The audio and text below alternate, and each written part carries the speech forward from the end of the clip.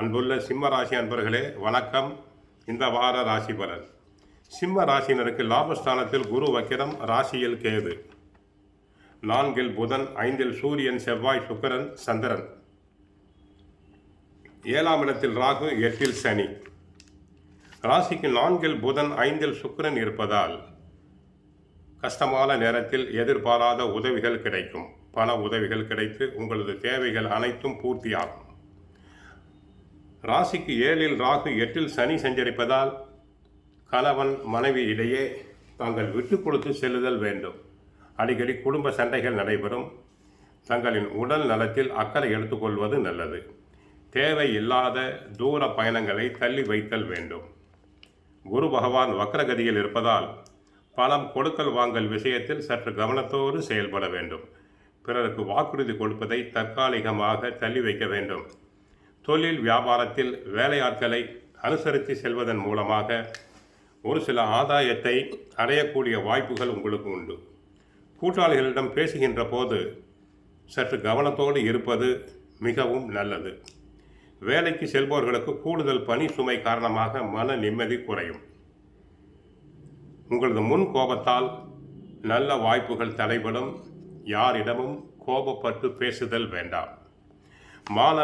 மாணவியர்கள் தேவையில்லாத நட்புகளை குறைத்துவிட்டு படிப்பில் கவனம் செலுத்த வேண்டும்.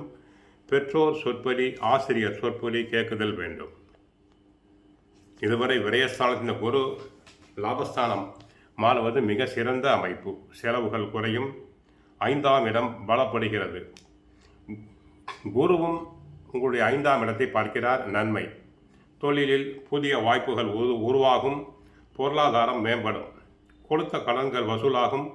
நீங்கள் தர வேண்டிய கடனையும் அடைக்கும் வாய்ப்புண்டு. தடைப்பட்ட சுபகாரியம் நன்றாக நடைபெறும்.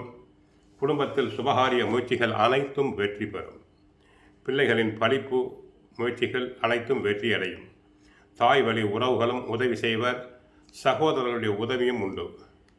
தந்தை மகன் உறவுகளில் கவனம் தேவை. அவசர முடிவுகளால் அவஸ்தைப்படும் வாய்ப்பு உண்டு. அஷ்டமத்து சனி என்பதால் எதிர்பாராத சிரமங்கள், தடைகள், தாமதங்கள் உண்டாகும். குடும்பத்தில் கருத்து வேறுபாடு, மனைவி கணவருக்கு அடிக்கடி உடல் நலக்குறைவு உண்டாகும். மனக்குழப்பம் உண்டாகும்.